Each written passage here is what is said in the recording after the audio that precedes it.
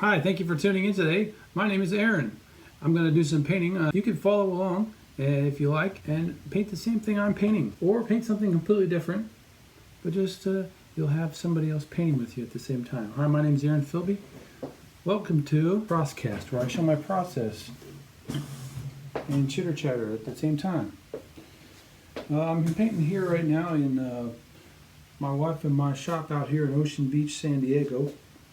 What you see here are stickers on the wall, and there it says Caricature up there near the ceiling.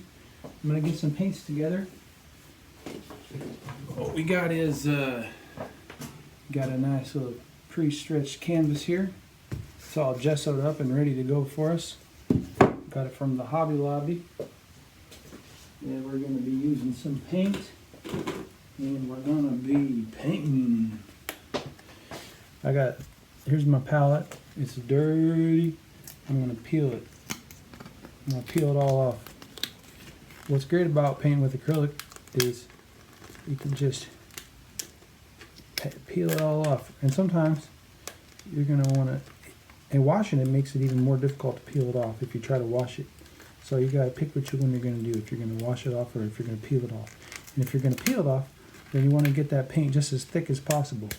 However, it's hard painting on a palette that's already got a lot of dry paint on it, because sometimes it's hard to tell what's the wet paint and what's the dry paint.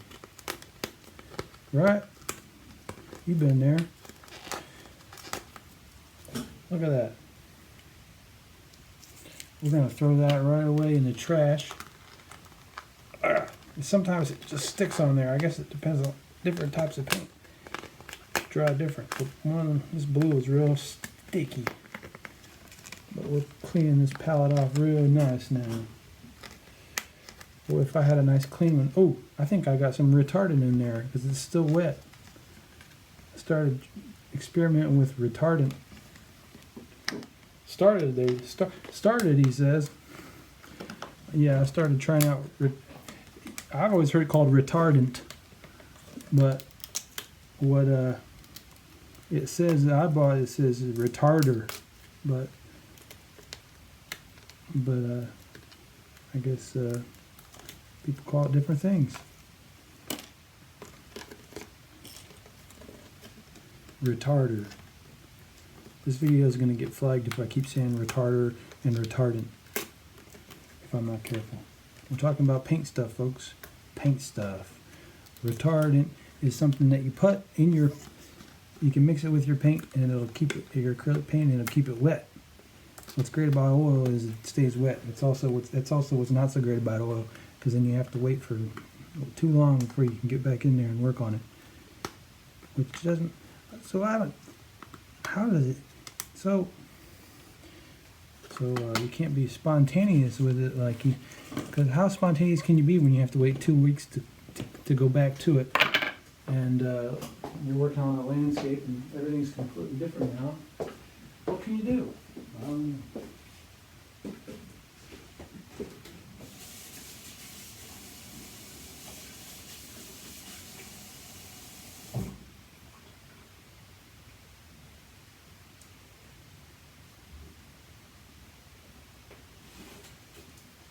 I got a bottle of water, dude.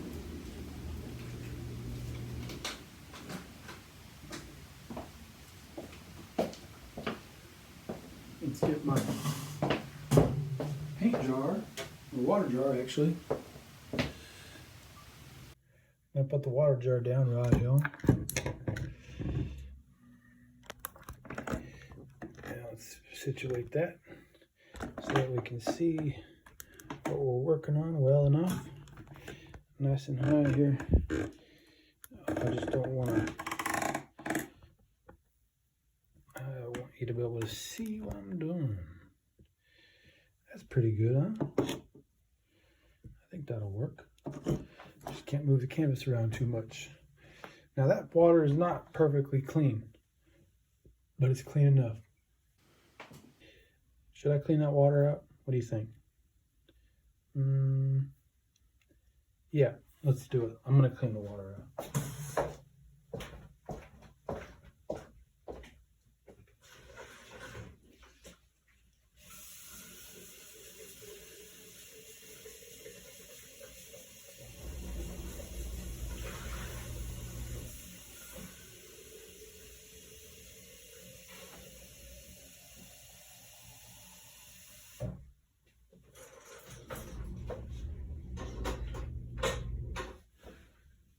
decided to clean the water out because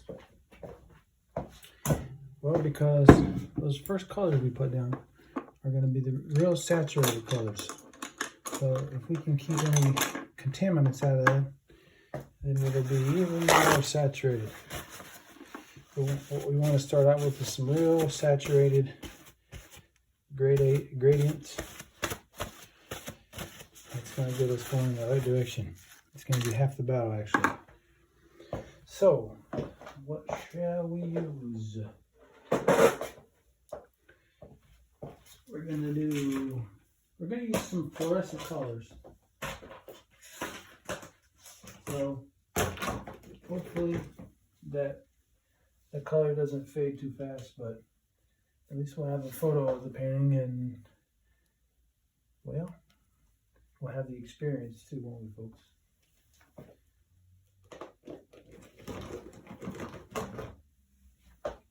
Also, I think if you mix the fluorescent with other colors, maybe it won't fade as quickly. But we're going to put down, I don't know if you can see what I put down. You can't actually. We're going to put down fluorescent pink and fluorescent orange. And what else? White. Fluorescent white. Just kidding.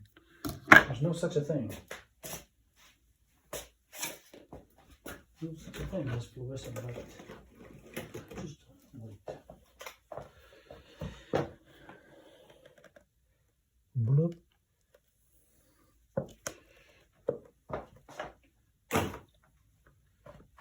Already it's looking real pretty. Just this palette's looking pretty. So what we're going to do is we're going to mix all those colors up right here. And that's going to be all over this canvas. So, lots of white. Don't be shy with the white. You know what? Just put it all in. And then if we need more white later, we'll do that separate. This will be all for the paint. And then they have a little left over here. If we end up making it not white enough, then we can always add more white. But let's add a lot of that orange too. And pink. Oh, doesn't that look tasty? That looks mighty tasty. That's about right. So what you're gonna get here is a real pinky peach, or a real peachy pink. Kind of a pig color. You don't want it to head too far toward purple though. Keep it right about at that. If you add blue to this or purple to this, it's gonna make this more purple. So we want to have it right about where it's at there. Okie dokie. I think we should leave that on, huh? Mix a little water in with it. What you want is about the consistency of tomato soup. And we're going to have at it now. Have at it. Let me get over here.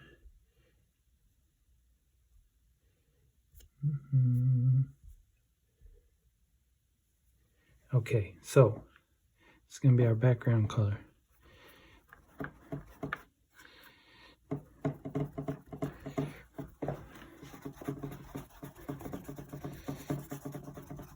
Now, I might be more precise with it if I'm on my own, but I want to show you how simple it is. That's not true. I always start off pretty loose. And but the thing with acrylic, if you're painting loose, just make sure you don't leave any bumps. All right, that's tip number one. If you're painting loose, just don't what, folks? Say it. Make sure you leave. Just make sure you don't leave any bumps. Bumps are for confident, finalized decisions. They're for performance art. the performance part of the painting, where you're putting in some texture, some image, and it's gonna be whatever you end up doing. So if it's bumps, that kind of like, what does it do? Bumps seals the deal. If you leave a bump.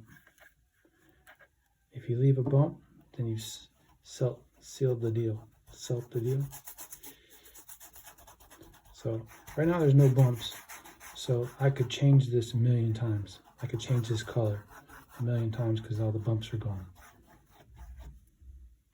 That's just the rules, folks. I don't make these rules up. I just relay them to you. You know what?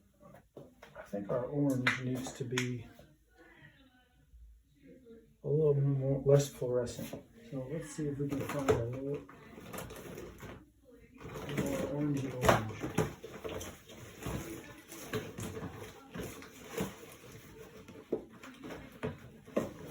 I think we got an orangey orange right there.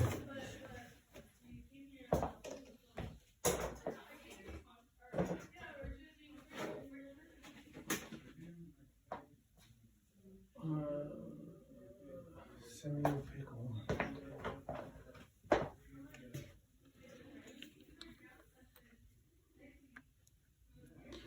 So there's a little orange.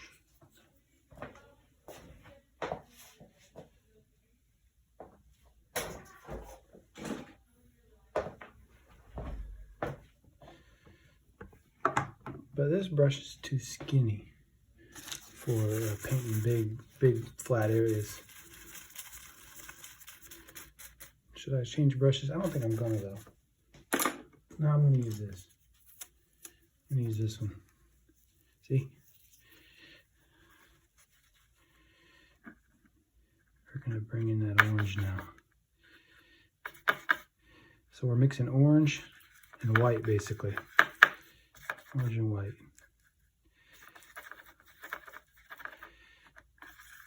Orange and white and pink. You don't have to be too precise with it, honestly.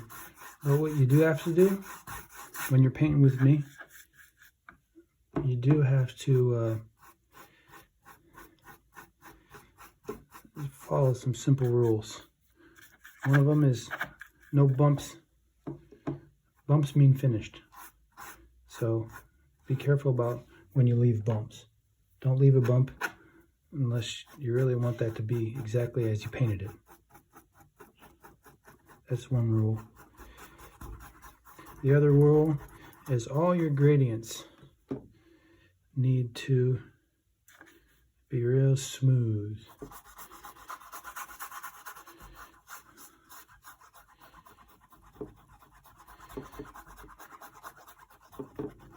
You don't want to be able to see where one gradient starts and the other gradient or the other color ends, because then it's not really a gradient. If that's the case.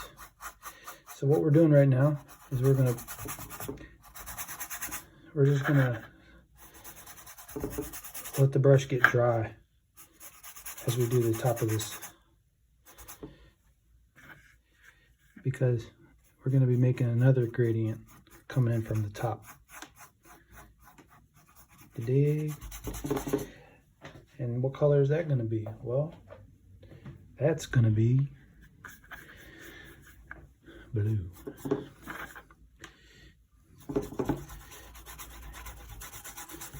See, I just kind of broke the rules. I dipped into some paint and brought some white straight onto the canvas.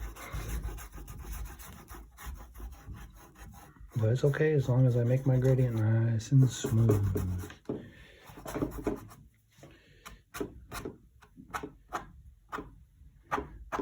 So I don't know, this brush must be dirty because I keep getting little boogers on it from the maybe dried paint from the previous painting session.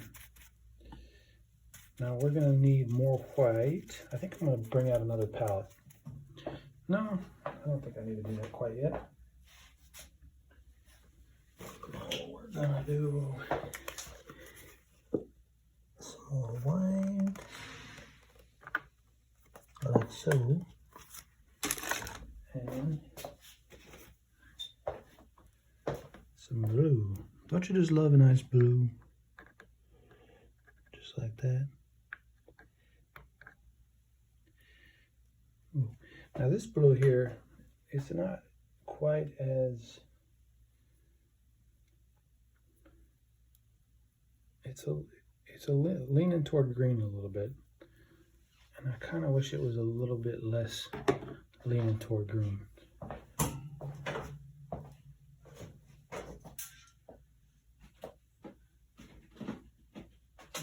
it'll be fine. It'll be fine just like it is.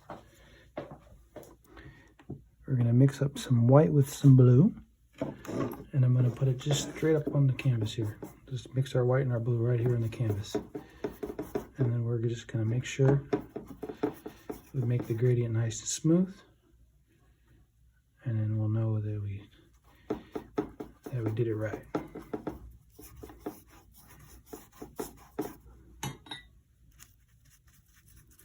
Yeah, I wish that blue was a little more pinky blue. A little more pinky blue.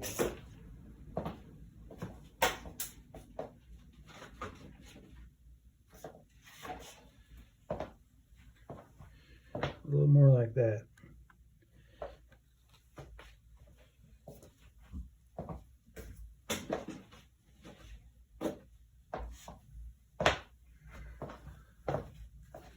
A little more pinky blue. A little more pinky blue.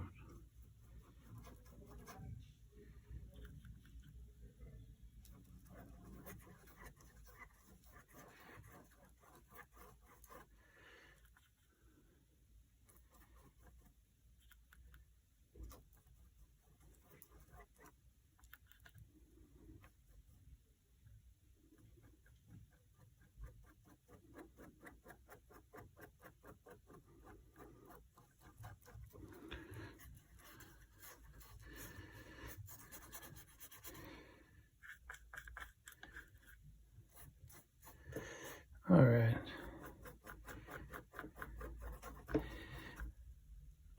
Almost, I think we need almost a purple up there.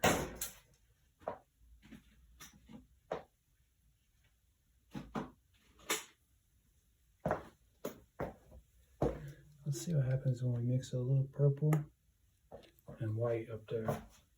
Hopefully it's not disaster too much.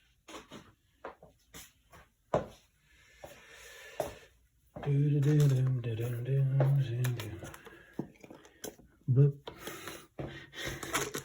What am I doing?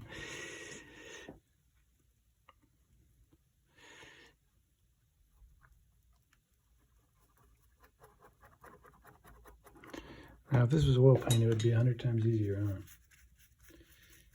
What to do a gradient, you know?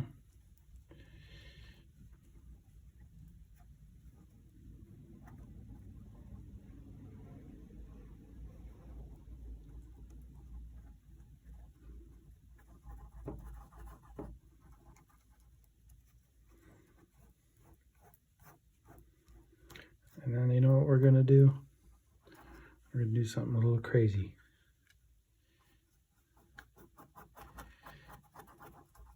Something just a little bit cuckoo.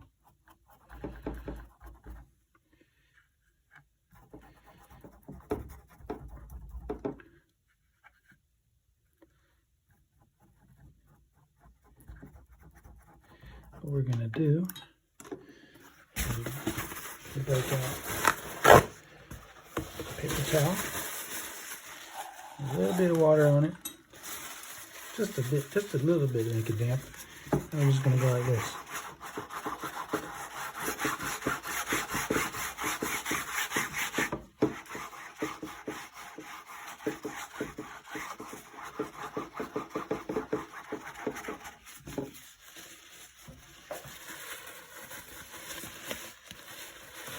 Alright, I'm folding that wet part under. I'm making a new wet part.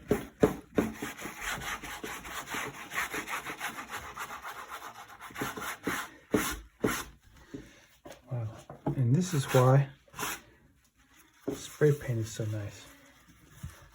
It's so easy, much easier to make a gradient. And actually, yeah, actually missing.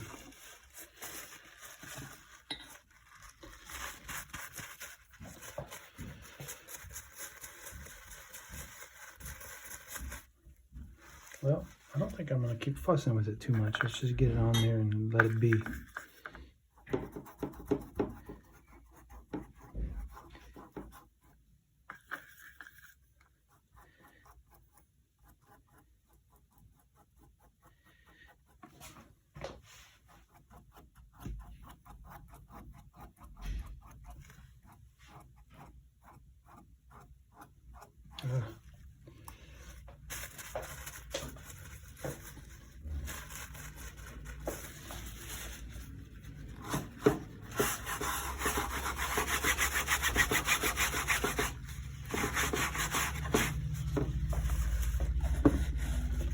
I'm kind of in panic mode right now, so let's just, I think, anyway, lighter is going to be a little better, so if it looks a little tie-dye, that'll be okay. That'll be okay in my book. Alright, I like it. I think we just saved it, even though it's not quite what I was aiming for. It might even be better than what I was aiming for. And when you're painting, that's a lot of part of the art is being able to let the good things happen, even when they're not happening exactly like you wanted them to. With the happy accidents, they're sometimes better than what you had planned.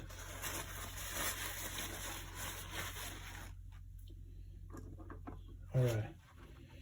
So what we're going to do now is we are going to, right here, we're going to make a building. And we're going to set this aside and bring out a new palette.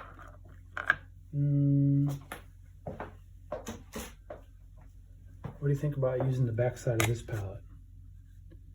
I think that would be just fine. And then we'll pull this up later when we need it. I just don't want to do too much on here and then have it mixed in with my colors. So now we're going to make a nice, deep, rich brown. How are we going to do that, you ask? Well, it's a fair question. But you ought to know. You ought to know it's red for a nice, deep, rich brown. Or you could just go buy brown from the store, but why not make your own brown? That way it's exactly how you want it to be. A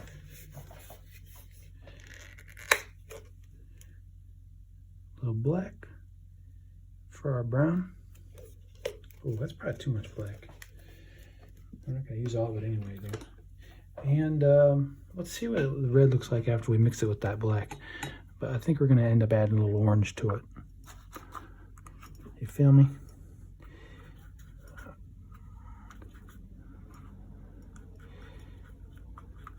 Okay. So that's what we got right now. And obviously that's not black, it's not brown, right? So we're going to add some orange from our other palette, actually. We have a little orange left over. Quite a big dollop of orange I just put in there. But red's a very strong color, so you end up having to add a lot of orange if you're going to add orange, if you're going to try to turn it into a different color. It's looking a little bit like my brown, but he still needs a little more orange. We got this fluorescent orange here. We're going to see what that does to it. Nice little dollop on there. And that's, I almost want to add yellow, because yellow, if I add orange to it, it's still going to be more chromatic. But if I add something a little further down the color wheel, it'll take it down a little bit. make it a little less saturated. Just the right amount of less saturated if we add a little yellow to it.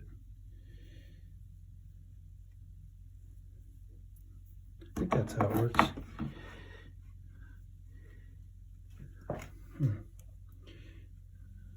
That is getting close.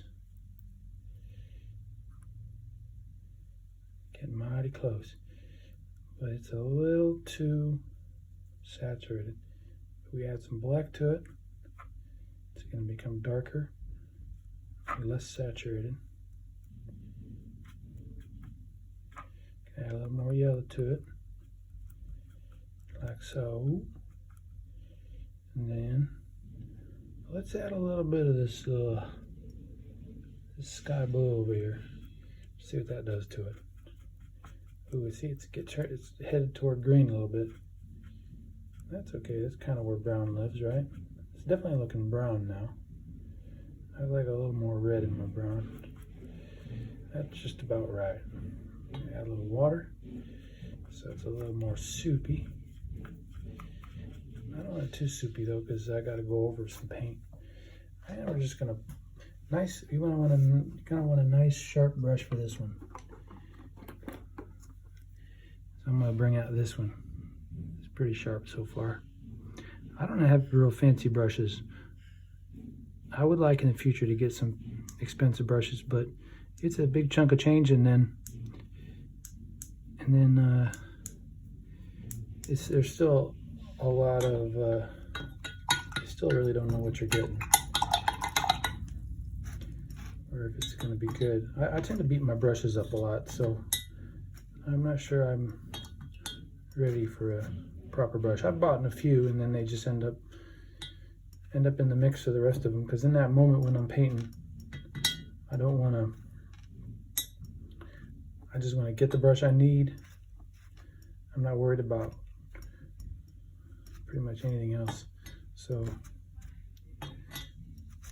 I'll forget which brush is the fancy brush and which brush isn't. It's a whole thing. Okay. Nice sharp brush. And we're going to put our building right here in the middle at the bottom.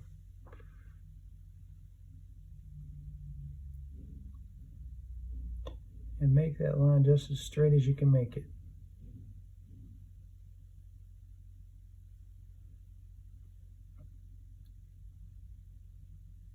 I'm having it, yeah, it's pretty straight there. And then, oh, you know what? Yeah, that'll be all right. There's gonna be a window in here that's gonna show the background through it, but we're just gonna paint. We're just gonna add that on top, because it's gonna be a different color from this, because there's gonna be a blue cloud right here. So for now, we're just gonna do a nice flat shape.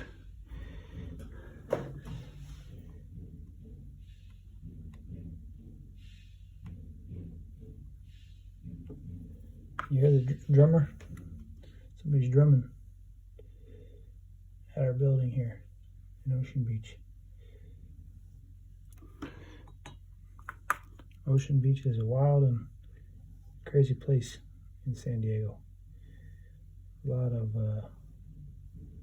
nice folks.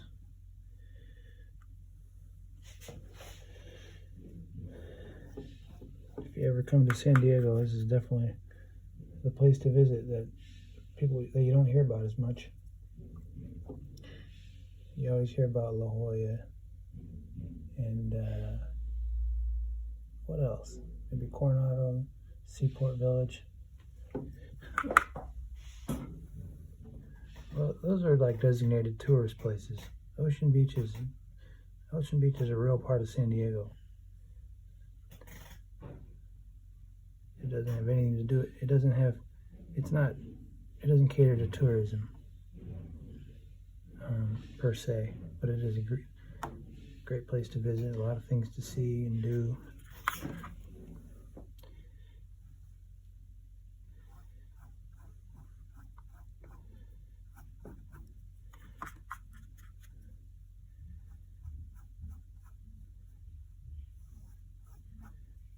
There's the noodle. Obi Noodle is here. That's the restaurant I'd recommend. They have good vegan pho, but I guess the best vegan thing I'd recommend down here is it's a little walk from where we're at here, but it's People's Market. That's one place. Actually, there are 3 great vegan things down here. The one that's nearest to us is Hugo's Cocina. They have a lot of great vegan options. And People's is a straight up like vegan, like hardcore, like vegan, good food type of place, because they have like a vegan cafeteria upstairs, and there's different food there every day.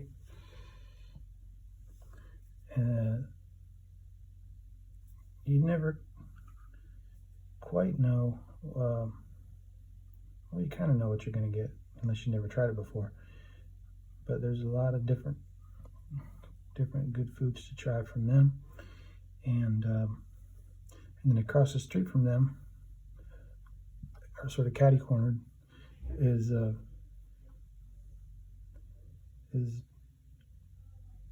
one of the few vegan fast food places that I know of. Is called Plant Power. And my favorite sandwich there is the Buffalo 66. I recommend it if you like buffalo stuff, which I don't really like buffalo stuff usually. I mean, I never did before in the past, but that kind of turned me on to it a bit. So yeah.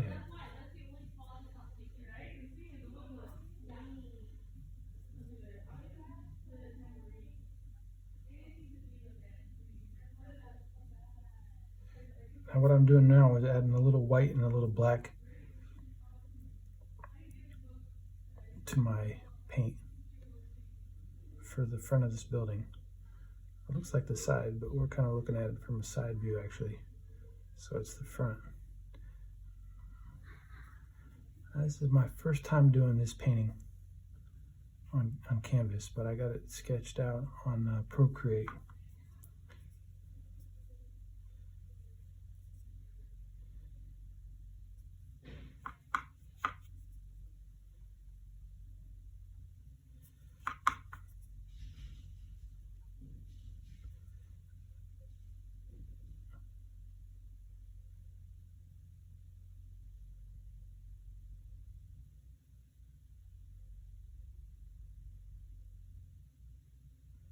My buddy Mike's walking by. He works at the thrift store. His family owns the thrift store right beside us. Okay, so that's what we got so far. And we're in pretty good shape so far. So far.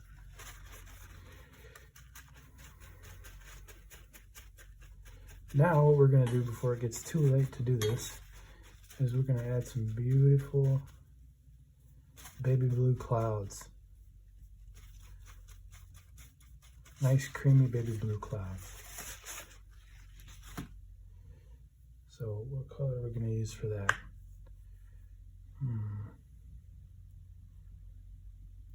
I would like to use a different color. I know what I'm using.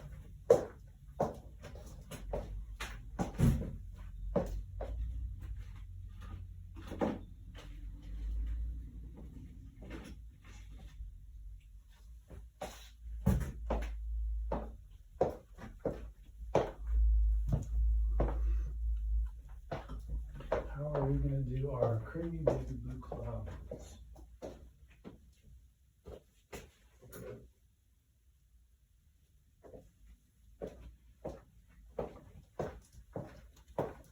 Alright, we're breaking out another palette. I know this painting requires too many palettes at this point, but it is what it is. We're going to have to just do it. So I'm opening This is what I'm putting down here.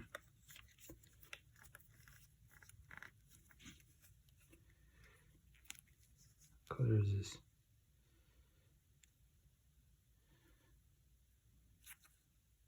Light blue violet.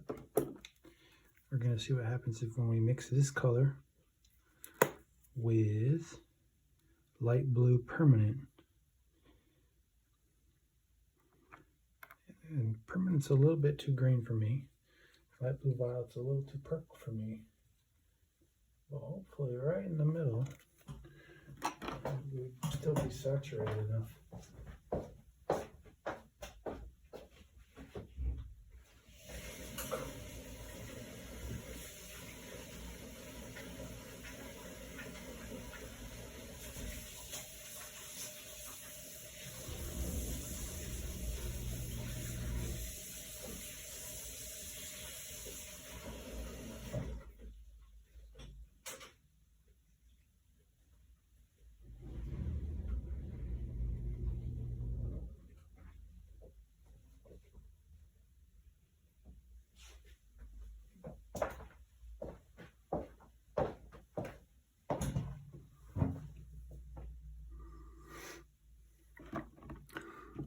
So let's see what happens here.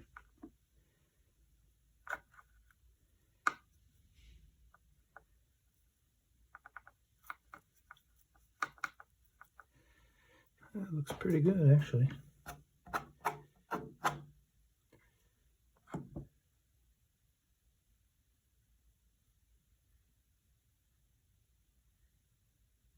So we're just coming right up against the side of that.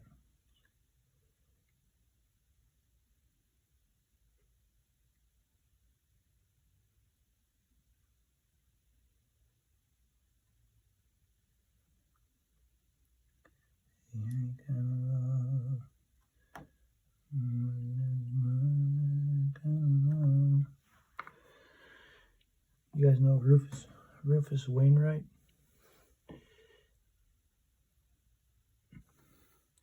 He used to be pretty big back when I was in college. Ooh, that's mixing up with my background color, which I don't like. I don't like that happening. It's still wet there apparently. So yeah, it's looking kind of gray, isn't it? Can't say as I like that. What if we see what that looks like? Ooh, no. I need some more white on it.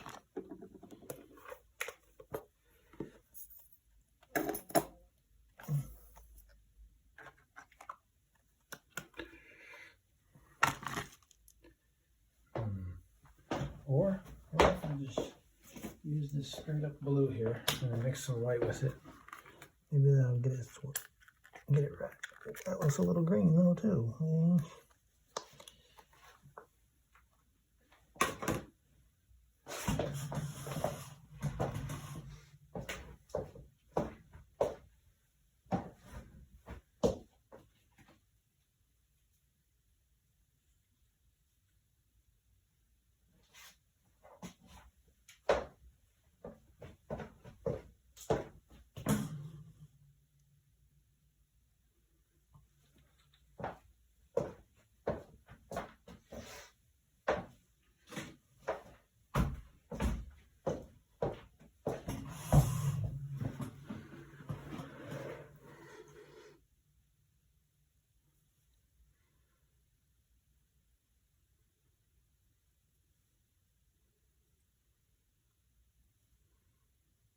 Ah.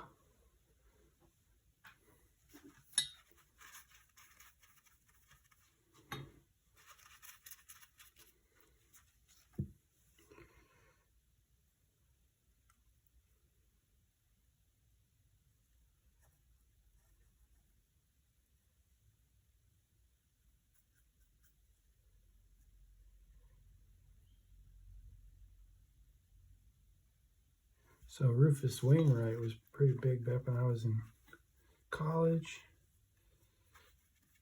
with his albums Poses and One to One. That was actually a little before college too. No, that was college. That was just college. And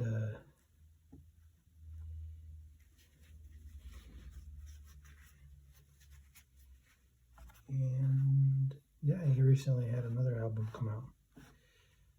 And it's really good. Rufus.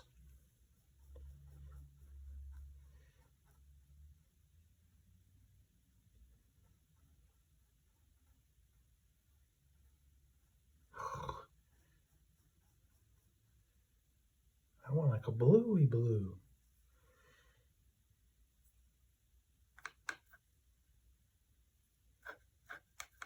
Light bluey blue.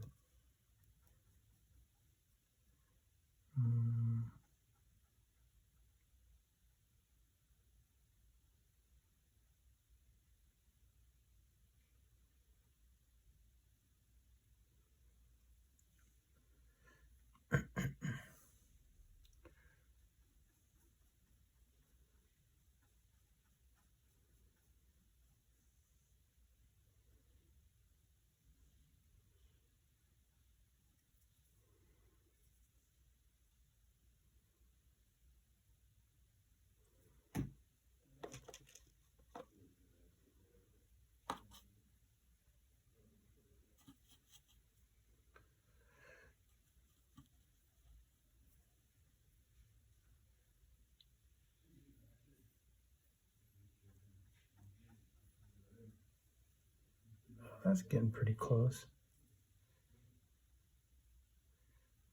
to the color I'm looking for. I guess I need to wait till some of that dries so I can paint over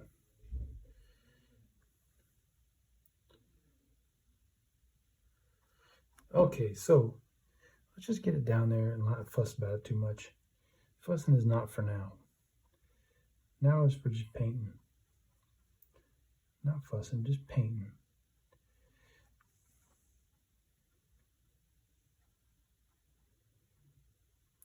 Just painting and enjoying. That's all it's about right now. Not fussing, just painting. Painting and enjoying. Is that what you're doing? If you're not painting and enjoying over there, then that's a strike. And 3 strikes, you have to go sit in the corner and paint, enjoy. I think my brush is too dirty. Come on now. Come on, Mr. Eggs. What's going on?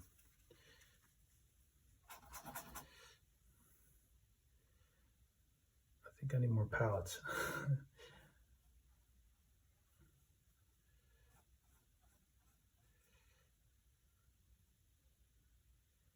I'm tempted to just forget about my preconceived colors I wanted to have on here.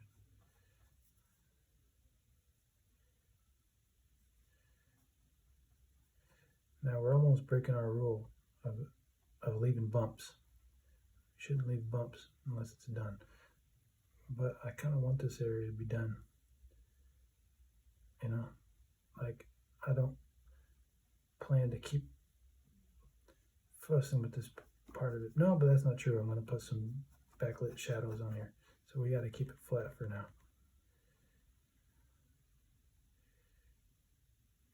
I'll tell you what, let's think graphic. Solve the problem by thinking graphically. What we're going to do is, I know some clouds are just circles, but also some clouds have bumps on them, like cloudy clouds. So we're going to do cloudy clouds and give them kind of stereotypical cloud-like things. Give them some bumps, bumpskis. I wish that was more saturated though. Okay, enough of that.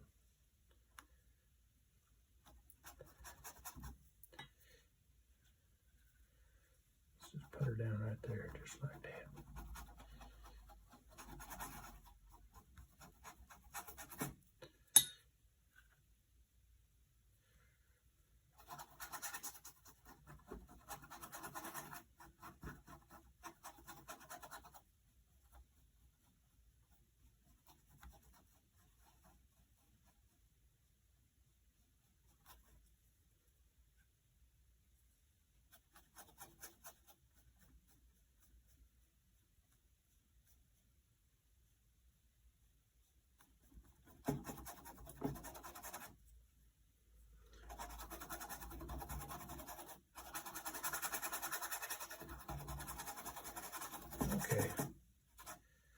good for now, for just like that. Now we're going to put some backlit shadows that they're going to have a little more purple in them. A little more purple in them. A little more gray in them. So we could even bring this red orange in here. Because when I mix that red orange with the blue, with like a purpley blue, I think we need a little more blue even. And then bring in a little black. Do I have black? Is that wet? I don't know. I don't know, it's not. Okay. Well, let's see what we got. A little more blue.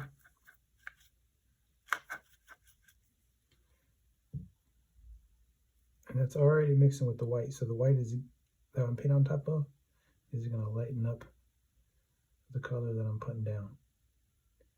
So we don't have to make it as white as we do want it to be, because it's going to become more white because it's got a wet layer of paint underneath it, and that wet layer of paint is white. You got me? Okay.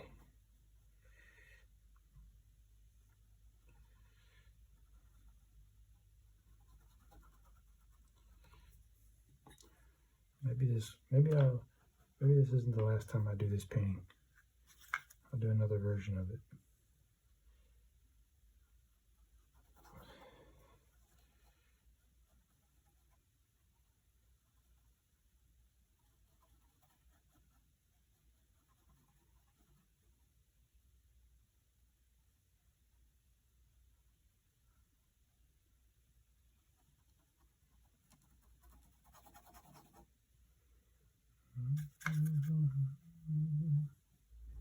Well, I love when those gradients like that happen.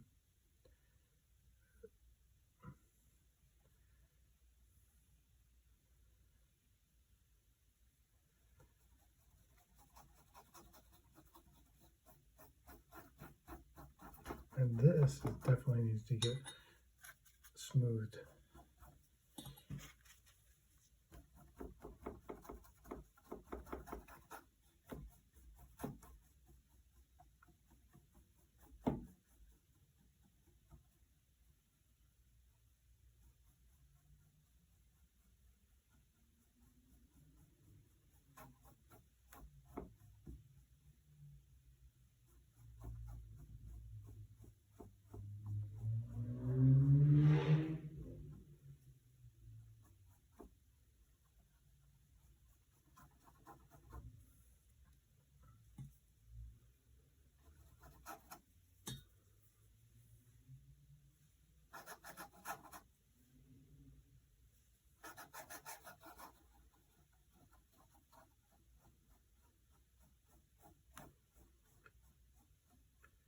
Keep it blue.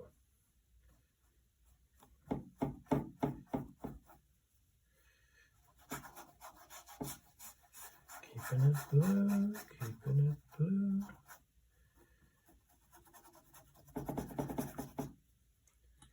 Keeping it blue.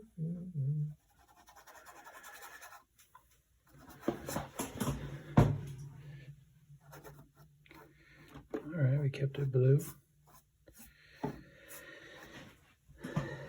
However,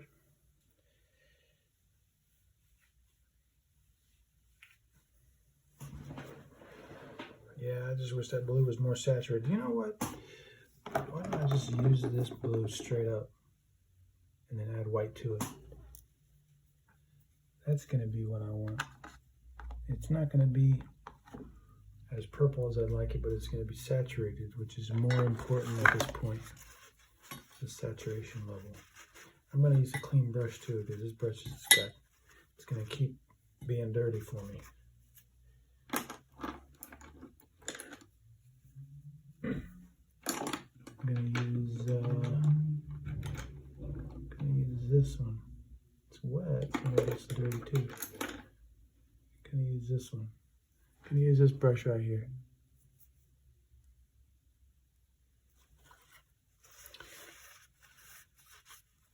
And then I'm going to put out a little more white.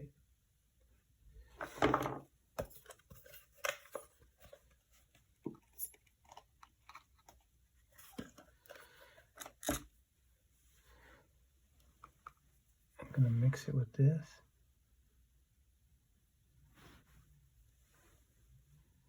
I'm going to wipe this off because I don't want it contaminating my beautiful bluey blue.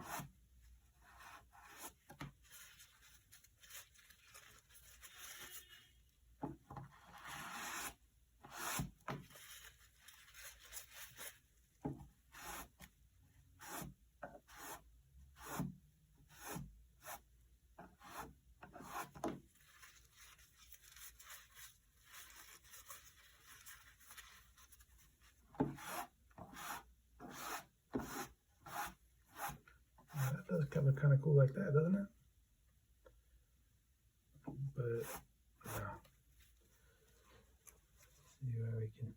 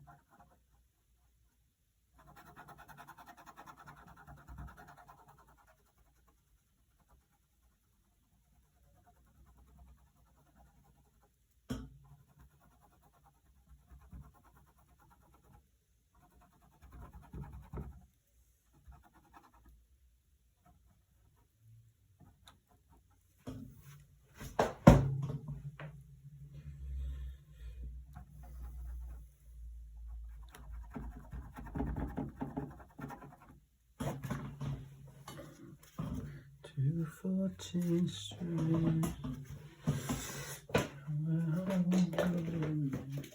And we're gonna put some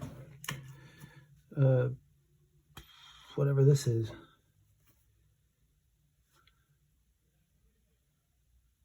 Magenta. Some kind of magenta. I don't need much of it though. I just need a little touch ski.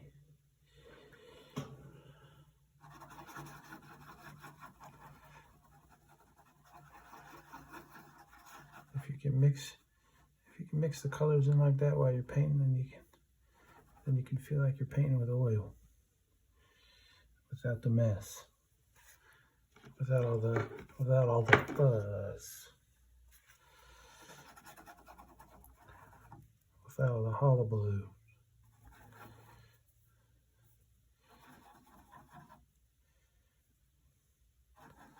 To 14th Street.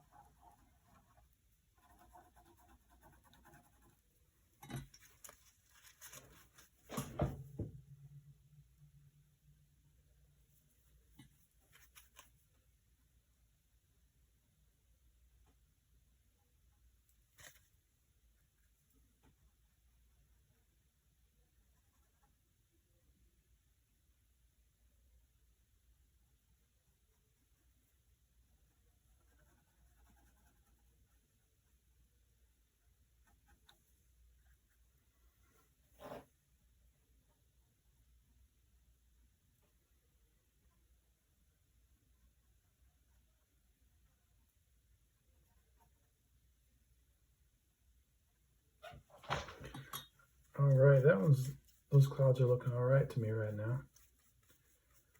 And so the next step, what's the next step? The next step is going to be painting this thing here, and that'll be real super quick. You're going to use this brush. You're going to put down a little orange, a little black, a little white. Orange.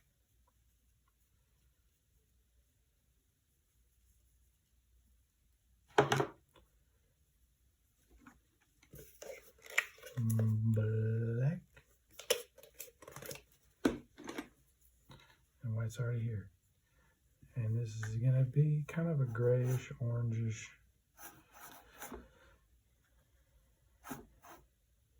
yellowish. Do we have any yellow up around here? These parts? We have some yellow. This is kind of an alternative right here to cadmium yellow. It's called cadmium-free yellow.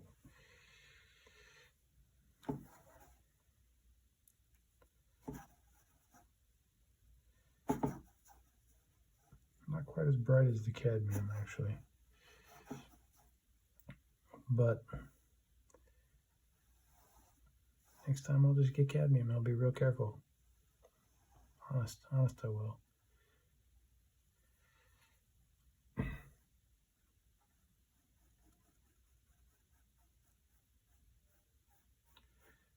I don't know if it's the same toxicity with the acrylic, because I don't remember my art teachers mentioning the acrylic cadmium issue. Maybe they talked about it with oil. I don't know if there's something about it with where the chemicals aren't as bad for you if it's acrylic or something, but I really haven't looked into it. I'll have to look into it next time. I think to look into it.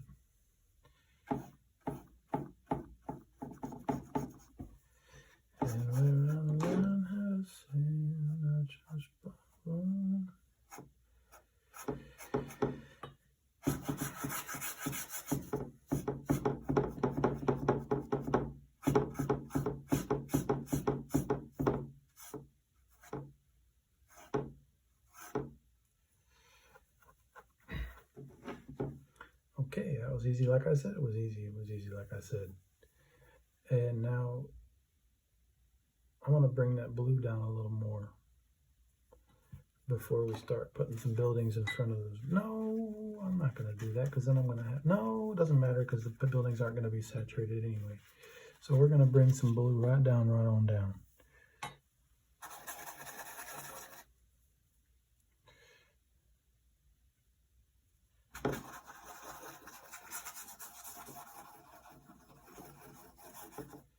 Oh, that's real nice.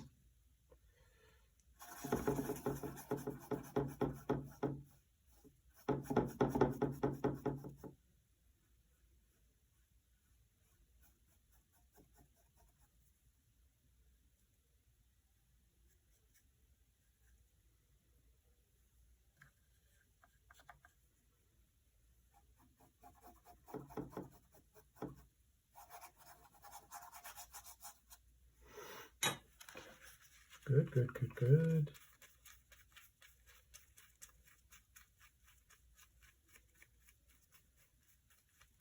Now we're gonna, is that dry? Yeah. Now we're gonna put a little blue right in here. So there's a window.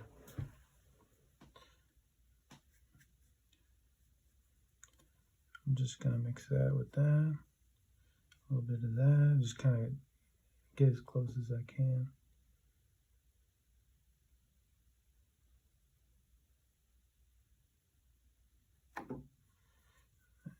Lighten it up a little bit.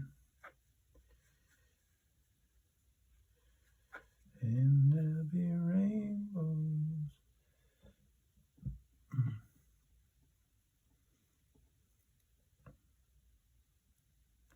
You like Rufus Wainwright?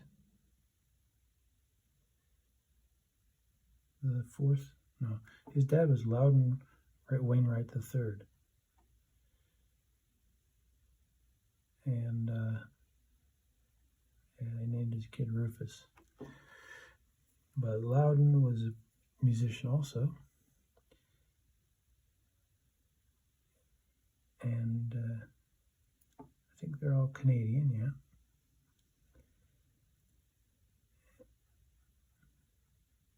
And the sister is a singer too.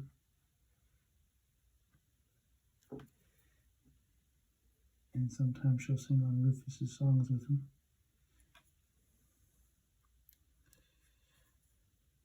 He's got real interesting music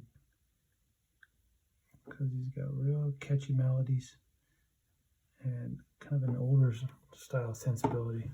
I think you'll like it. I think you'd like it. Check it out. Rufus Wainwright. If you want his most beloved album, you can check out Want One. Or if you want to check out perhaps his most catchy album, well, Poses. It's called Poses, and it might even be more accessible than Want One.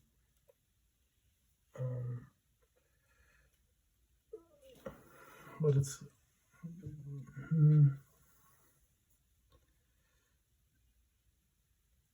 a little more poppy, maybe. They're both real catchy albums, though.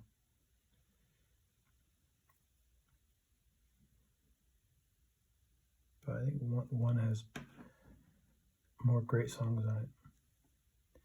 And then Poses is maybe more like consistently catchy. Something like that. But his new album's got some real doozies on it. And it's called Unfollow the Rules.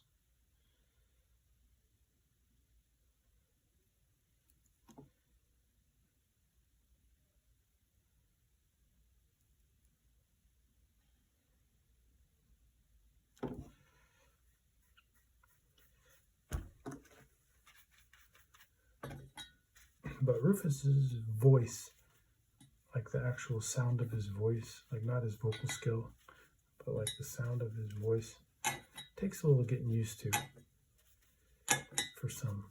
Like, not for like maybe not for people going to college in my area that I was in college, but for people who just like good sing-songy songs. His voice is very very like kind of, what's the word, like a little mumbly, kind of like this, you know, like it's that kind of, it's a little bit like that. I don't know. I like old Rufus. Next stage is going to be the funnest stage. It's going to be a big cloud right here. So we're going to use even more white. It's going to be, I want it to be real fluffy, real chewy, real munchy, real like, I don't want it to be just rounded. I want it to have some real fluff to it.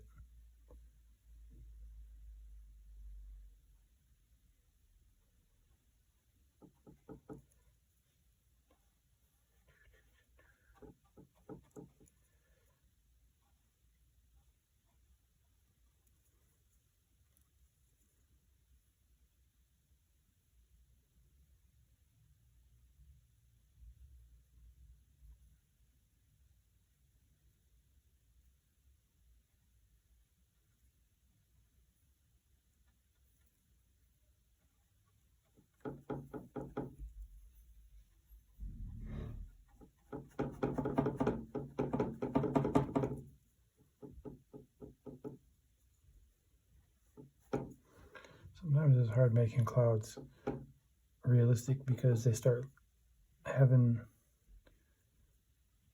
looking like other things, which clouds often do, but I don't want it to be obvious. But also, this cloud looks a little cloudy, you know, it looks a little typical, except for this kind of shape here, like, almost looks like a hand.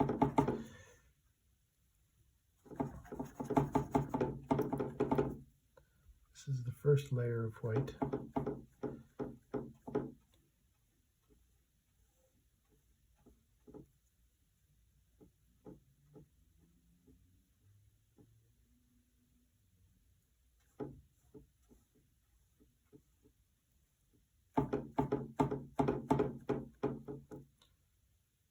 Flatten those lines, and where they really sneak in is at the edges. That's where the flattening needs to happen. Around the edges, sometimes you get the texture prematurely before you're ready to finalize the shape. I want to mix in a little lighter light blue here.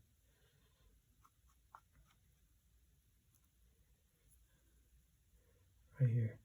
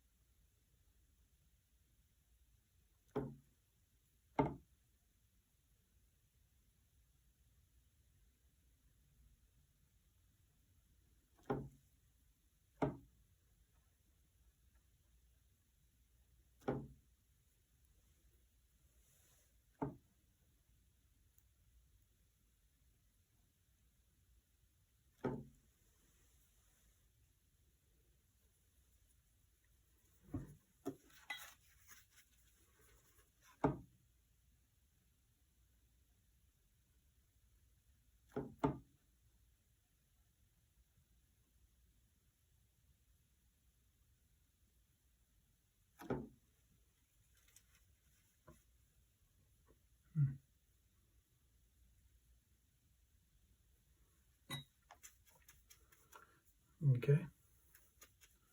See what just happened? See what I just did? Brought in some lighter blues. I tried to work them into that window area fairly well. And yeah. Next stage, we're going to get that cloud looking nice. I need more paper towel. I have paper towel right here.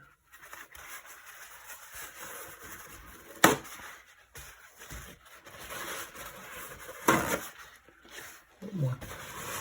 All right.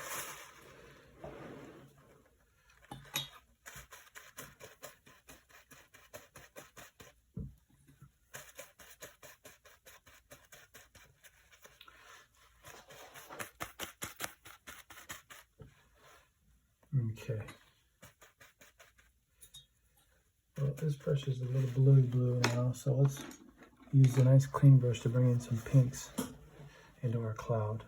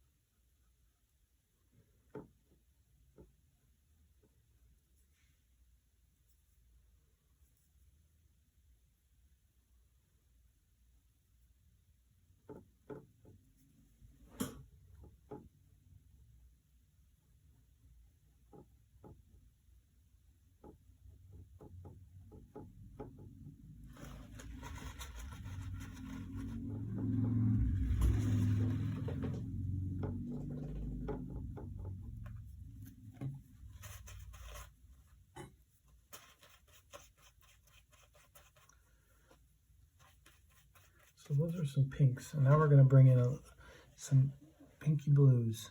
Let's bring in some pinky blues. It has a nice shadow on one side, right here.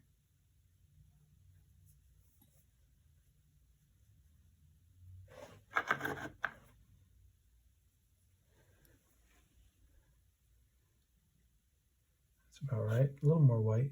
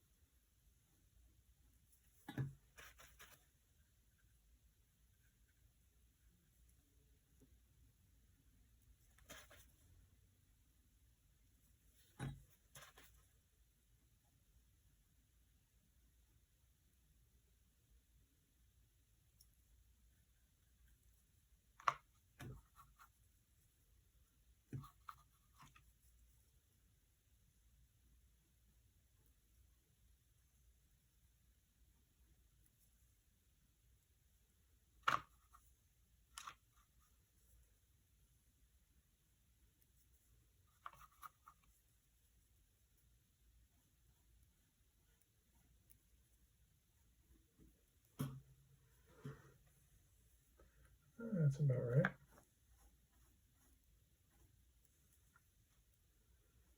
What do you think?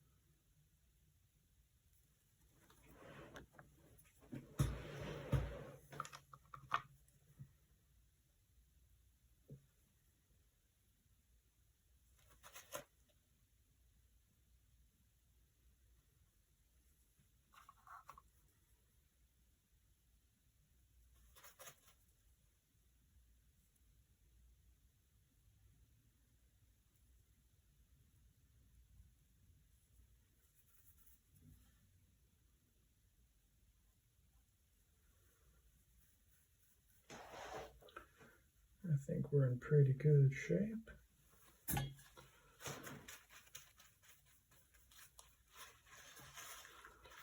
Now let's do some background clouds.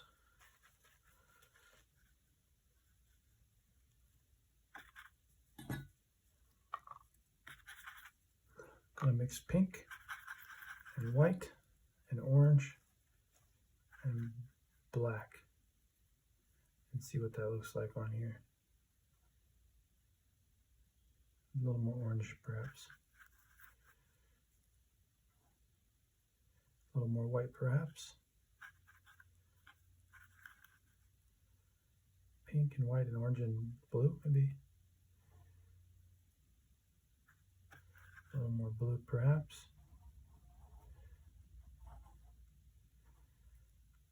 A little more orange perhaps. No, white, more white.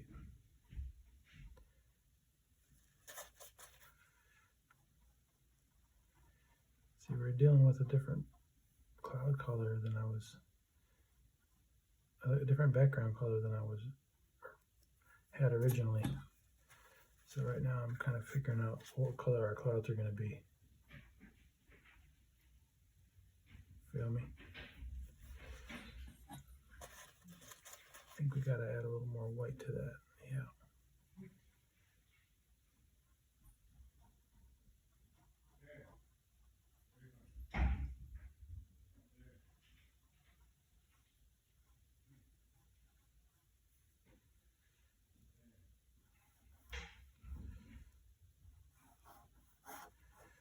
Now, clouds are very natural things. So we're going to try to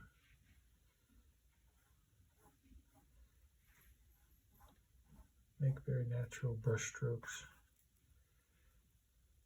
But we need a little more saturation there. Let's bring in a little fluorescent pink and see what that does. No, a little more blue, light blue. I like kind of want the colors mixing together here on the pad. That's going to need some, when I say pad, I mean canvas. Oh, that's pretty nice there. I like, well, I think the shape is going to be most important. Or rather important.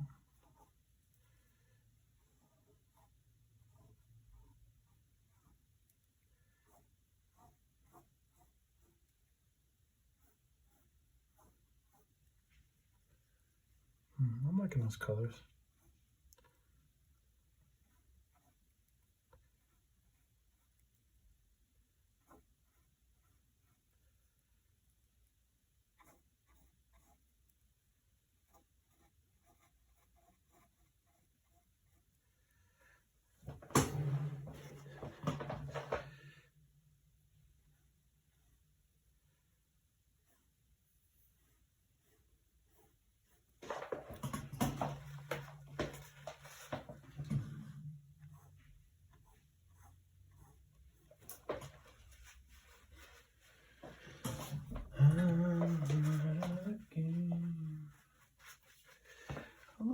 a little black underneath that cloud might really do something for it. A little shadowy shadow. And we gotta blend it in real quick here before it dries.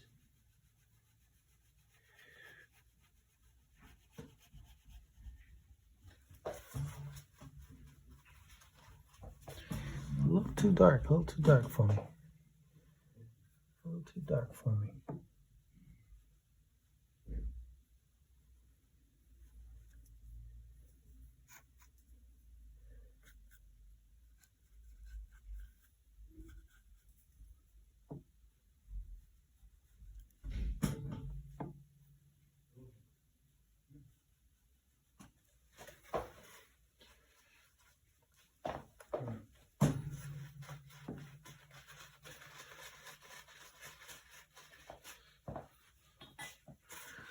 Yeah.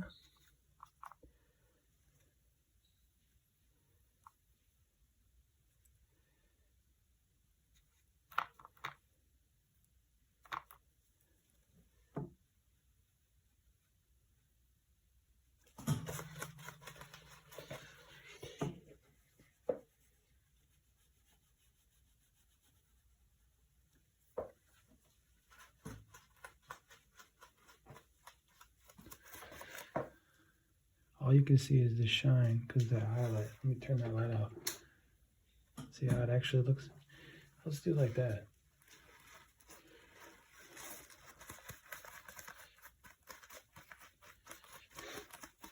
It's looking kind of cool.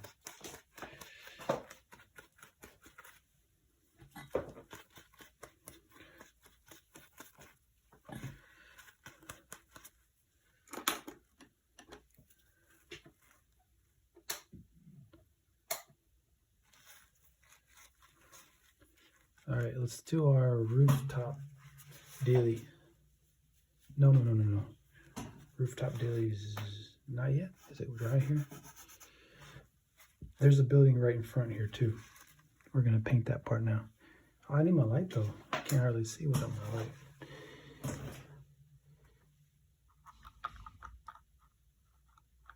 That's just gonna be fluorescent orange with white for the front of the building.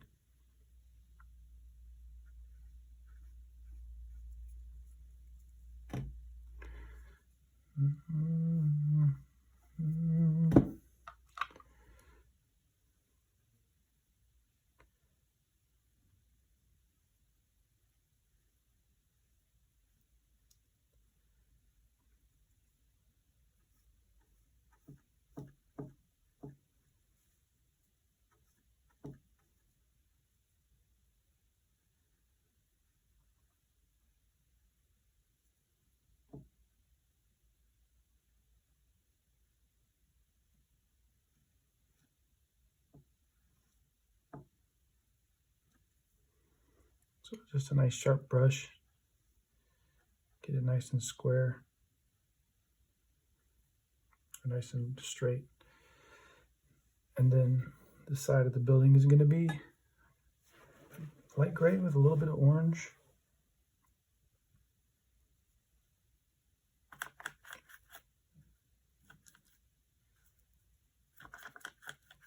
Should your orange happen to have a little pink in it, it's not going to be a big deal.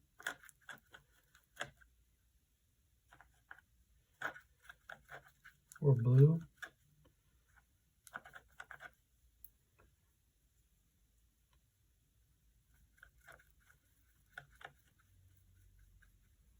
Did I say orange? I meant gray.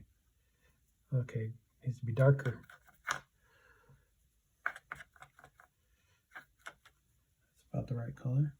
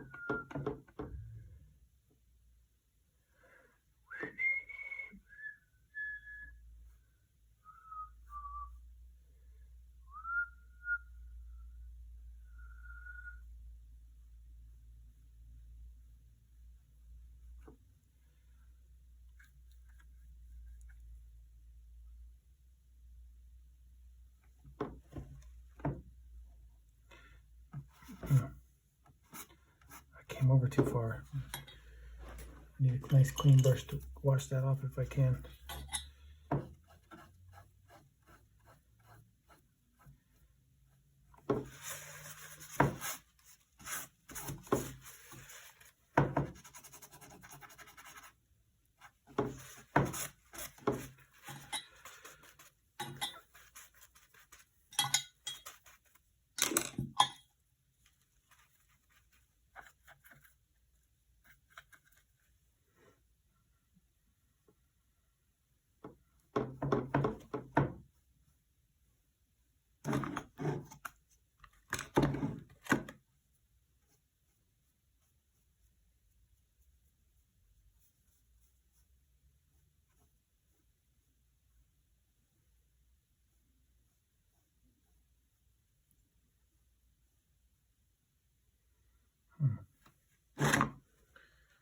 Well, I think that needs to be darker.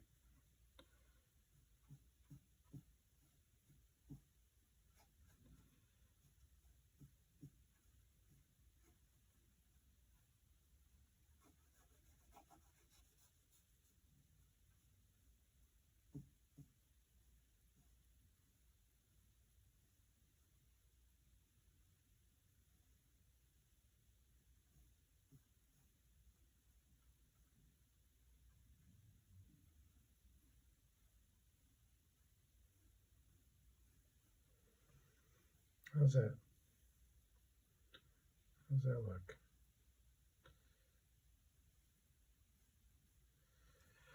How do I feel about that? I think that needs to be whiter.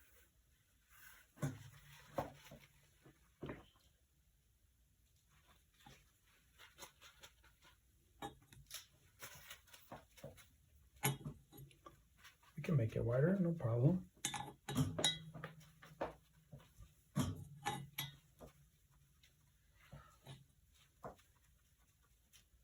Also, I'd like to put some grays here.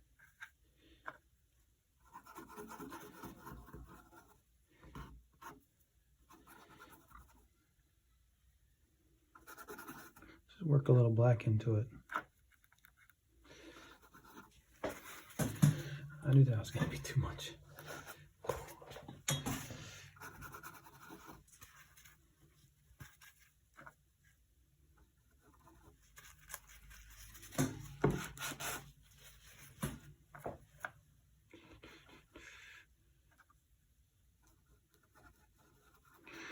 See, when you get painting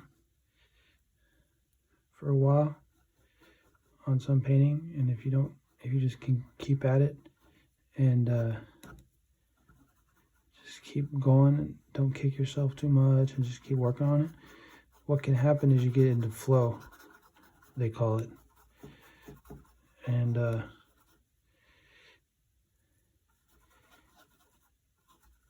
what that means is you're starting to get used to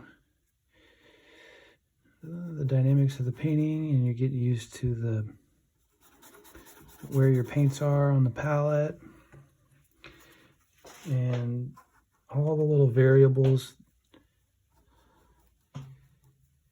and you start to be able to make decisions without having to think about them as much, and so you can react quicker than you would otherwise, than you would be able to otherwise when you're... Oh, right now I'm getting a hole in that one. You've had that happen, haven't you? Ugh, I don't like that.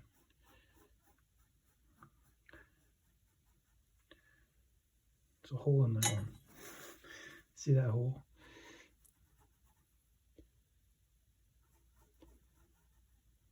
I think it's when you have too much water on your brush or something like that.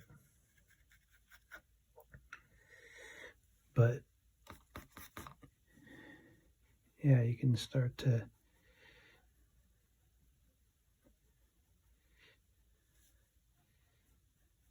you start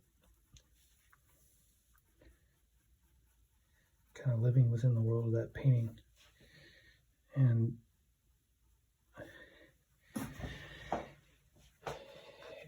stuff. So you can solve your problems quicker and whatever. You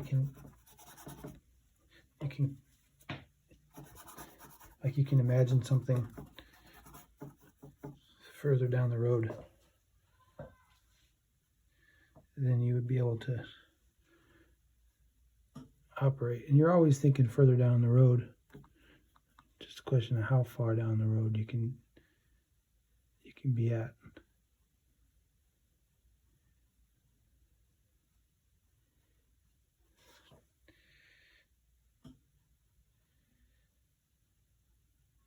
So that all your little decisions can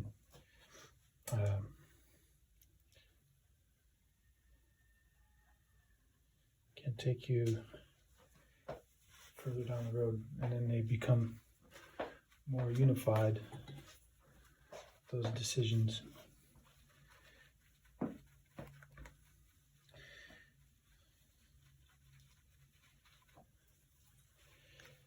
Okay, I'm going to make it a little wider on here as I was planning, but then I decided to attack those clouds. Remember when that just happened just now? Now we're going to put a little white on here, a little orange too, because that's basically all that part is anyway is white and orange.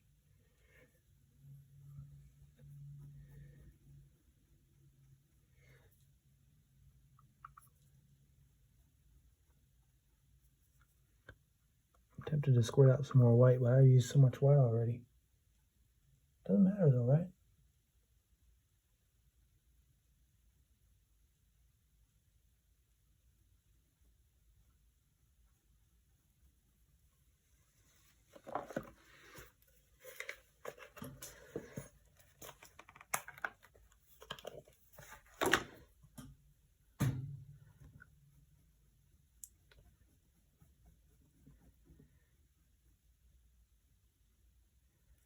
So you can get gradations from mixing colors. But you can also kind of use the paints like a charcoal or like a pastel, where it's thicker in one area and thinner in another area. And that can be with water, or that can also be with like scumbling, with like spreading the paint around. Like even if it's not super wet, if you try to push it, if you try to spread it around, it's gonna only spread so far. And that's when you can kind of see whatever color is underneath it. You get me? So yeah, I like that. I'm gonna put a little white here.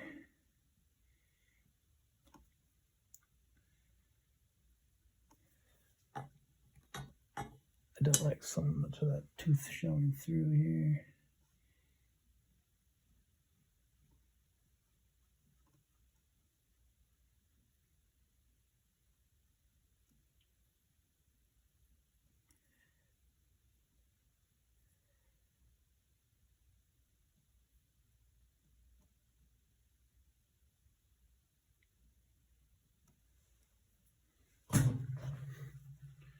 All right, that part is good. Let's see what it looks like with the light off, huh?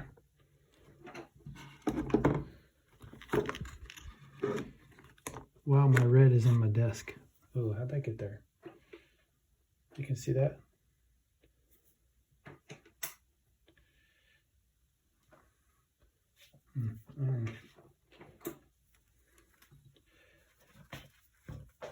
Now we're gonna do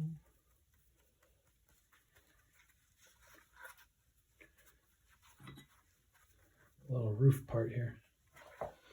So to do the little roof part, we're going to use that red that we put down that's on the desk now. And we're going to mix that with some black. A little more black. Now we're going to, nice sharp brush we got. And we're going to do right about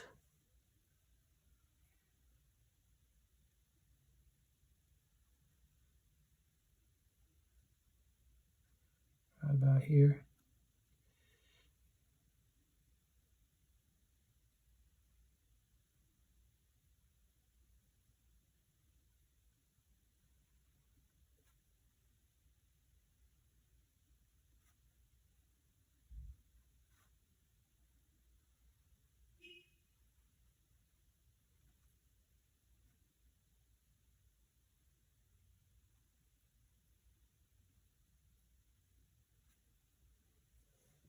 I'm going to make it darker.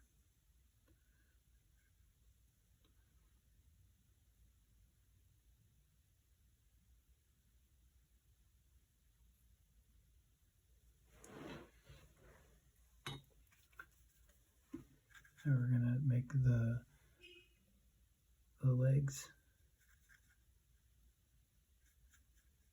lighter.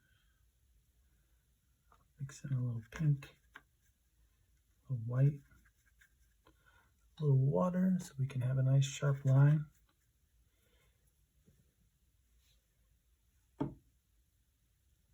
And just like that. I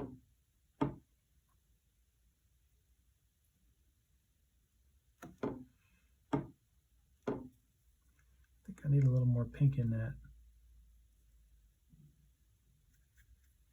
A little more white.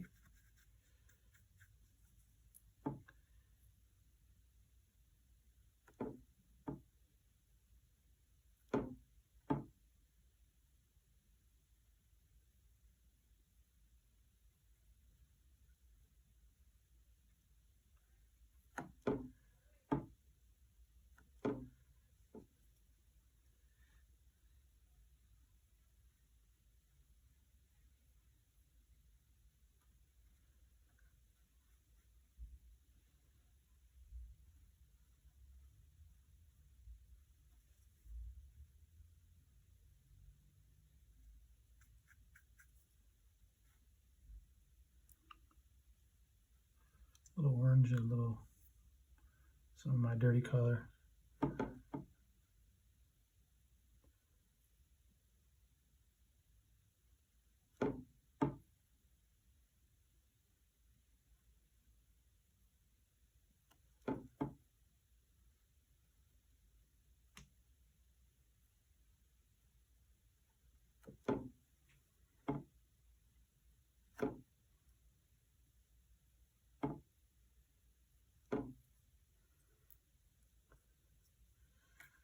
Let's get some more of that black, orange, dirty color. Black.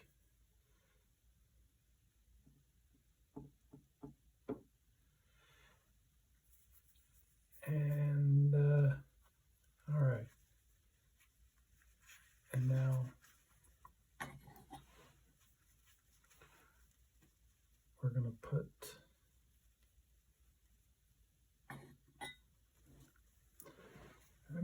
over top of this, kind of put some white and some dirty color.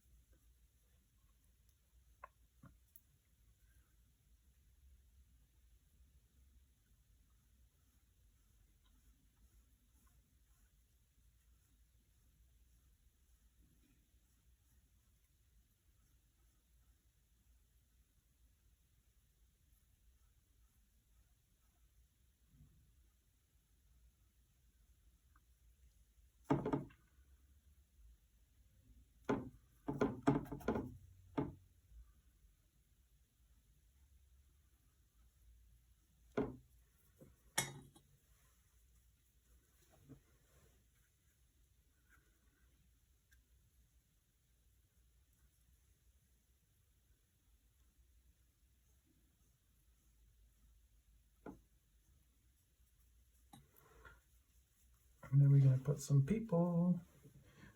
Make people, we're going to mix black and orange. A little bit of blue. A little bit of white. A lot more white. A lot more orange.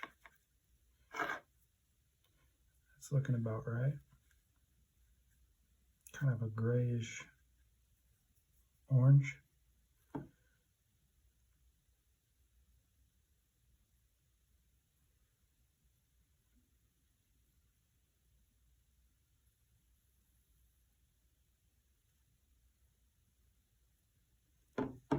And people are just make kind of a messy blob, and then you put a little circle on top. And call it a people. And then some parts of it might be a little darker than others parts. Like under the blob, because it's like the chin shadow under the chin. If you want to add a little more reality to it, you can do that. Or for all I know, you could make you could draw out every character and have a whole story going on here. Wouldn't that be neat if it's a whole story and you could tell? If you really examine it, you can tell something going on, and you can logically deduce what all is going on in the scenario.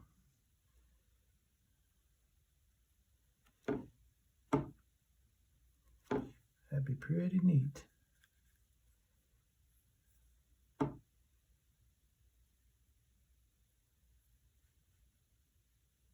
You ever see the movie Cache, or Cash, maybe it's pronounced? That got me thinking a lot about movies and what can be done with a movie, because supposedly it's like a mystery, and supposedly Roger Ebert kind of figured it out before he passed away. But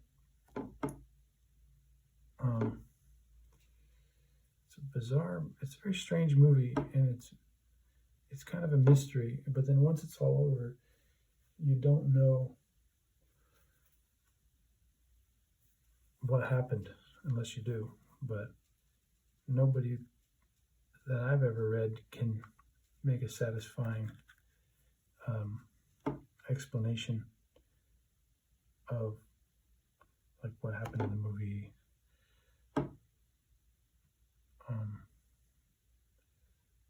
To like explain everything. It's really left open-ended, but there's something about the movie where there's so many like details, and it's so quiet, and everything's so downplayed, that you feel like if you just sat through the movie and watched it enough and really examined it, that you could figure out the movie.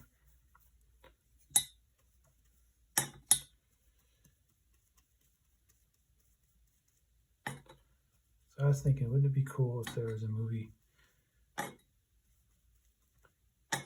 where it's like you're just laying there, or it's all in the dark, right? It's all in the dark, and it sounds just like you're sitting at the beach, and you just hear the ambient sounds of people all around you. But somehow the story is constructed so that you can pick up little things here and there, like eavesdrop on different things people are saying. And then the whole thing is a mystery that plays out, maybe like a murder mystery or something. And if you pay attention close enough, then the answer to it is in there. Isn't that a cool idea? And then when it's all done, or it could be obvious where you can figure it out, or it could be whatever. But it's all just from listening to ambient sounds of people around you, and then the story plays out, and it's not obvious. It's not like over theatrical. It's just kind of like if you were actually sitting there at the beach, or wherever. It could be anywhere, really. So make sure you send me my whatever.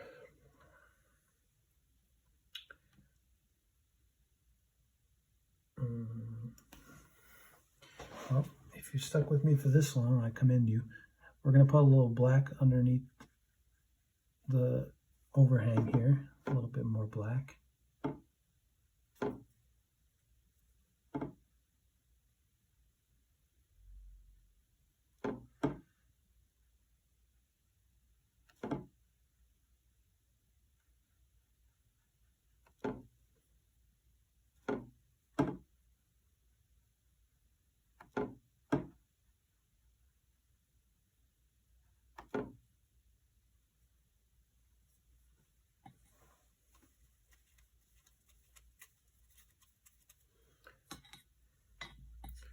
And then the next thing, we're going to put a few little buildings over here. No big deal. It's not going to take too long.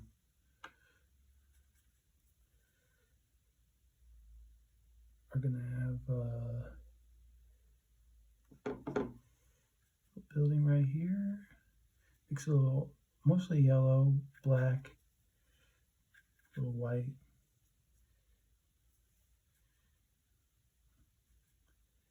Maybe a little bit of blue, so it's a little greenish.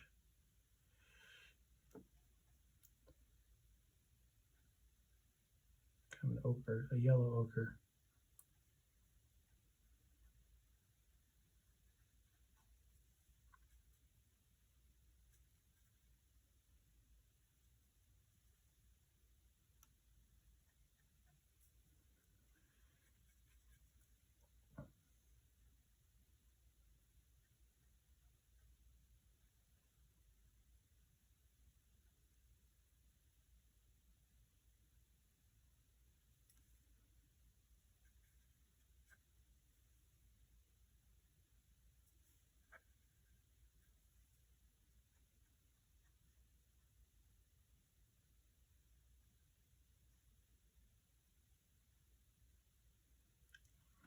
Okay. We can mix a little more blue in there.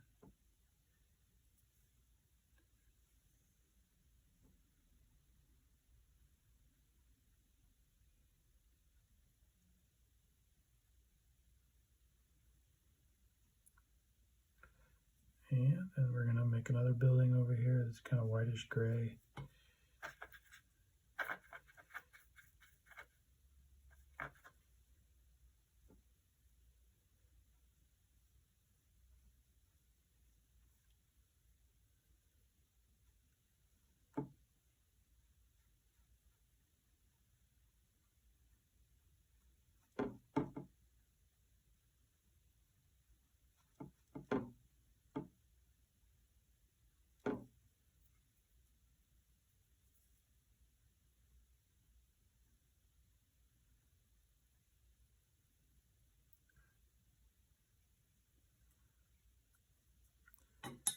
And then another one, quite a bit of white.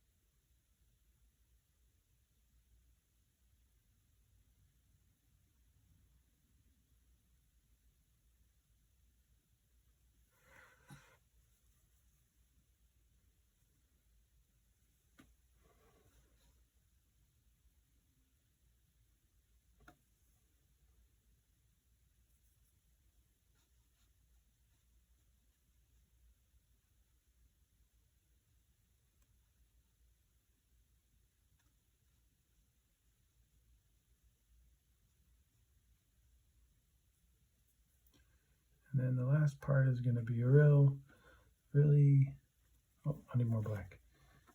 Really dark, grayish, greenish, gray, mostly gray though. Gray, gray, gray, gray, gray.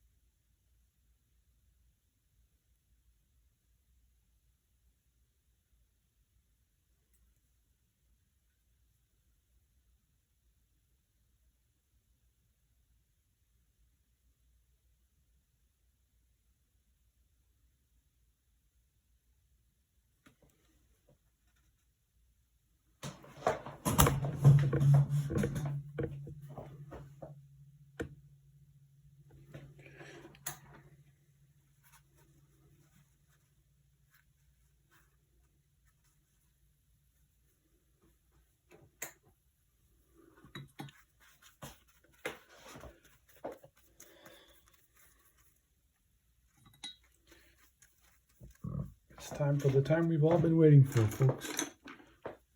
You know what time that is? Palm tree time, palm tree time. It's time for palm trees, ladies and gents. Let's squirt out a little black. Well, we do have some black, but I don't think it's going to be enough. So we're going to squirt out a little more black over here. And you couldn't see that as off screen. And we're going to mix in a little bit of, looks like we got some purples. Mostly black and a little bit of white. We're going to keep it a little soupy so we can have some control over the shapes. Going to mix in a little bit of that color, a little bit of that purplish. A little more water.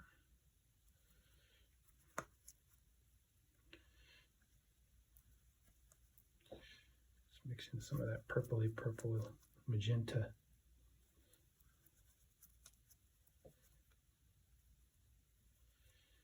A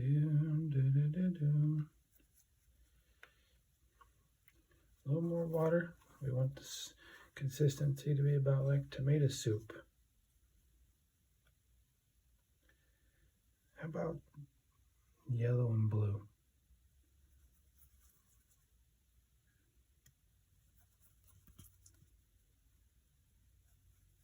No, I'd like these palm trees to be pretty purpley. Looking at it now, I think we'll be better off with nice purpley palm trees. Magenta, purple, that kind of thing. Oh, I accidentally just wiped my brush on a painting.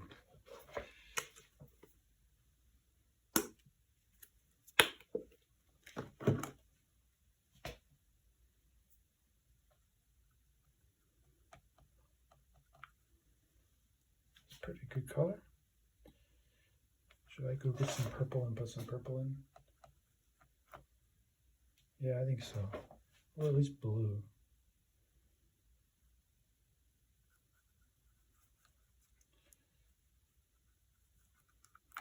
Yeah, that's a good vibe right there. That's about the color I want. A little more water, tomato soup.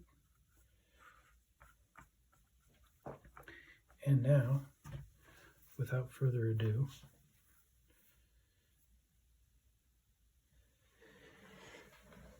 let's start right here.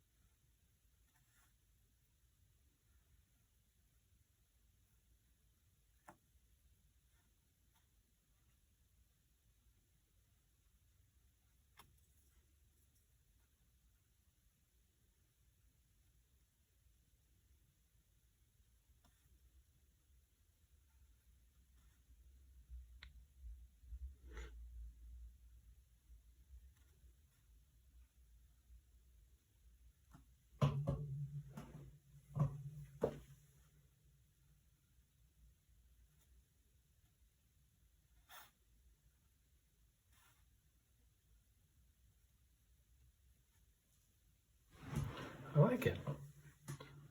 Next.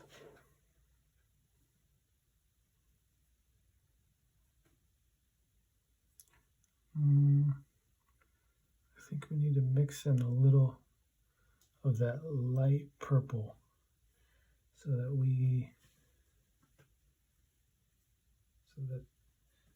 the color of the trees aren't all exactly the same color. Where did that light purple get to? Did I use it all up?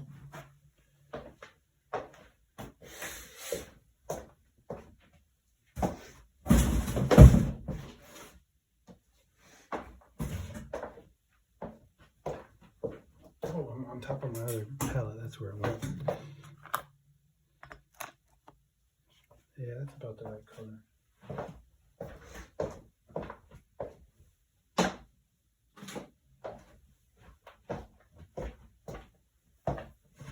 So we'll add a good chunk of that.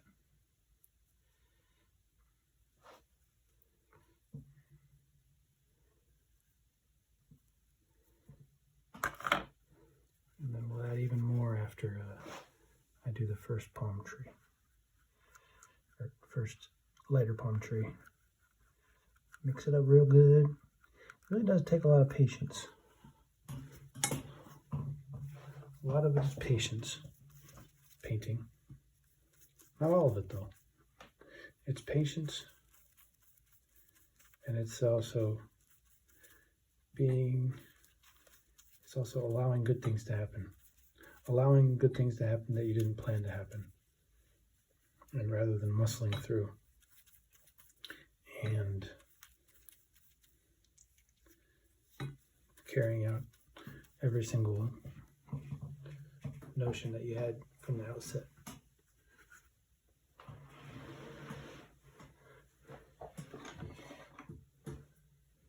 And it's the idea.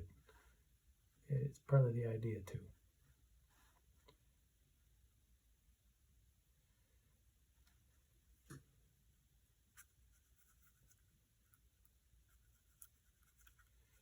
Mix in a little pink, a little white.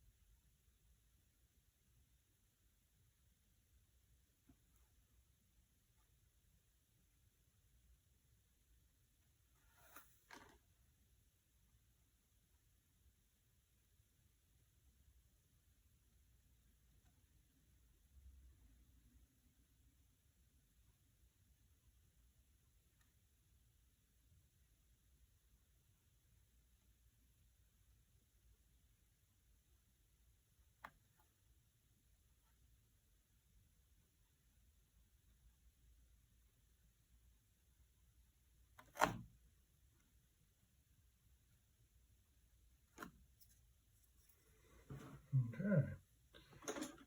And now I'm going to add a little light blue and a little white.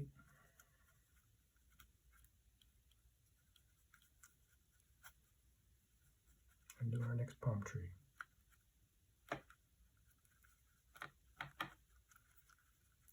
Let that go. Let that recede into the atmosphere a little bit.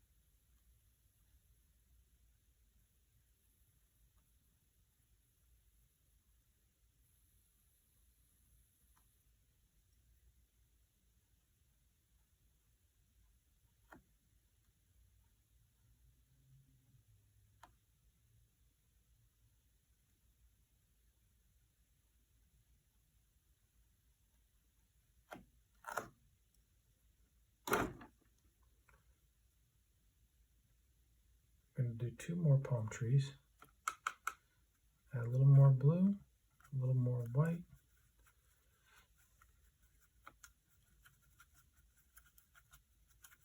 Mix it up real nice, add a little more water.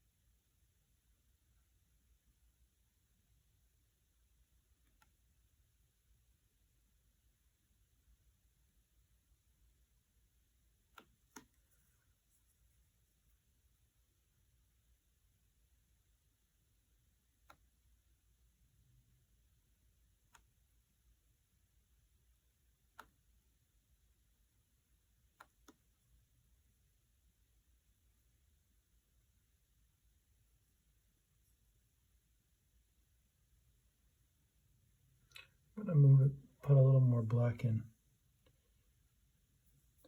at the base of the tree.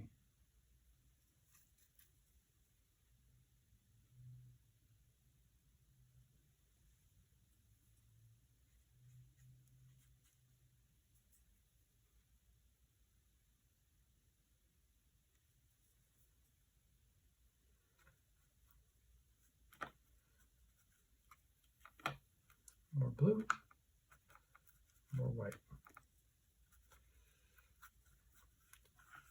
It's like art school exercise now. Just making stuff for receiving space. You add blue, or you add white, or something. It's too blue. It's bluer than my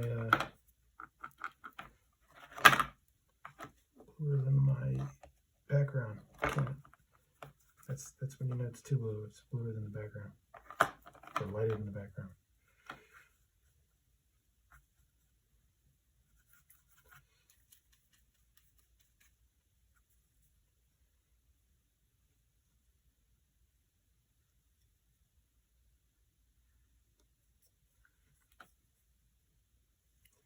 Yeah, gotta get a little more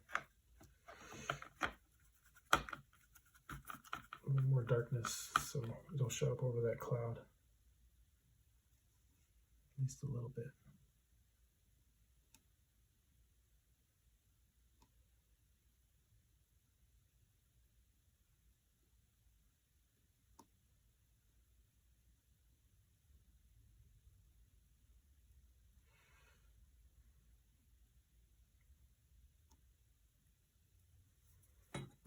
Yeah.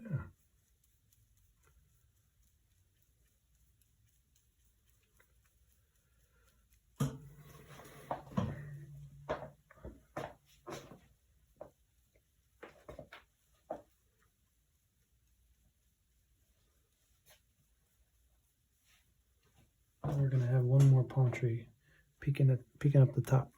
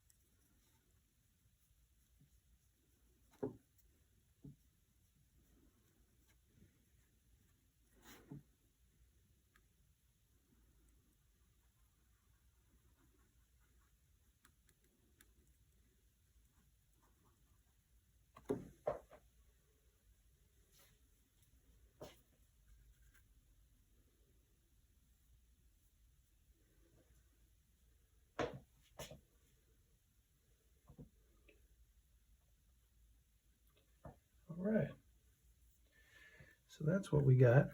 I would like to put a little more gray in the front of this building here.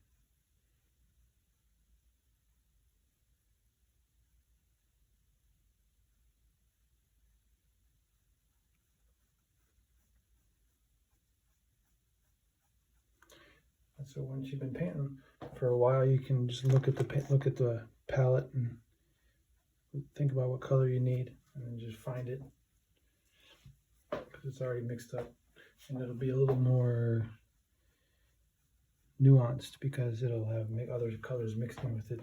It won't be just like, so you can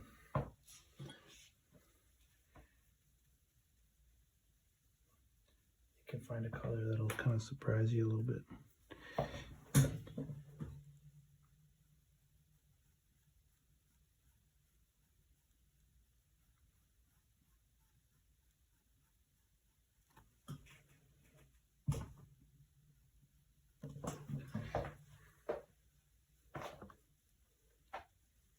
One last little detail, how about? I'm gonna get some of this red off the desk. I'm gonna get a little bit of black, and we're gonna have a little person sitting here.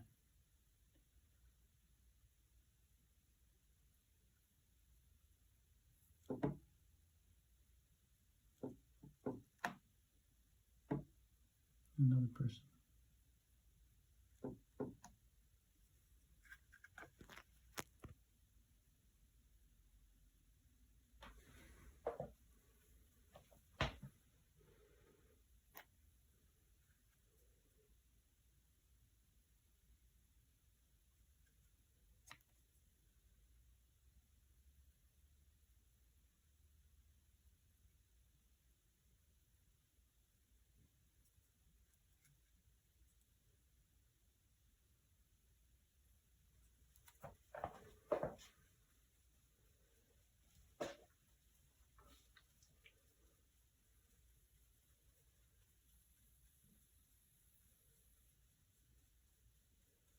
That's about what it is. I think I'm going to put a little more white down here on that building down there.